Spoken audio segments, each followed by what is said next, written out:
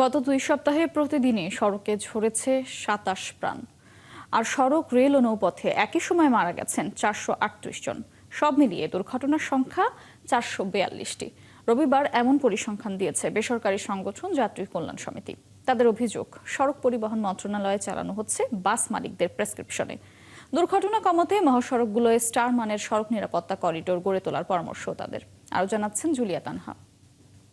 বাংলাদেশ যাত্রী কল্যাণ সমিতি আয়োজিত ঈদের আগে ও পরে দুর্ঘটনার প্রতিবেদন তুলে ধরতেই যাত্রী কল্যাণ সমিতির এই সংবাদ সম্মেলন। সড়ক দুর্ঘটনা ও মানুষের পদে পদে যাতায়াতের ভোগান্তি বেড়েছে। সমিতির মহাসচিব জানান, 15 দিনে সারা দেশে 442টি দুর্ঘটনায় প্রাণ হারিয়েছেন 438 জন। আর প্রতিদিন সড়কে গড়ে ঝরেছে 27 প্রাণ। এবারও সড়ক মহাসড়কে সবচেয়ে বেশি দুর্ঘটনা মোটরসাইকেলে।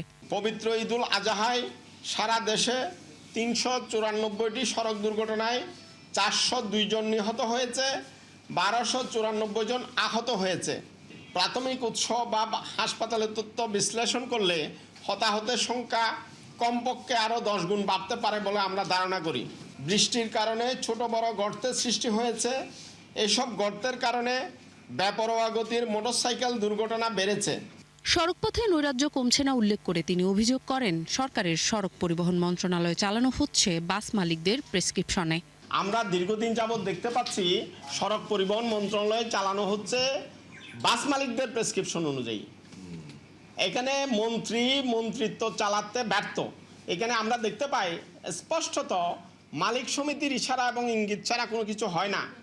আমরা সেই কারণে বারবার বলছি, পরিবহন মন্ত্রণালয় চালানোর ক্ষেত্রে সরকারের ইচ্ছা এবং আকাঙ্ক্ষাকে প্রায়োরিটি দিতে হবে, জনগণের স্বার্থকে প্রাধিকার দিতে হবে। যাত্রী কল্যাণ সমিতি জানায়, বছর ব্যবধানে ঈদযাত্রায় সড়ক দুর্ঘটনা বেড়েছে প্রায় 4%, যেখানে নিহত বেড়েছে 3%-এর কিছু বেশি। সড়কে উন্নত প্রযুক্তির ব্যবহার বৃদ্ধি সহ পরিবহন খাতে কাঠামোগত সংস্কারের পরামর্শ সংগঠনটির। জুলিয়া তানহা, 71, ঢাকা।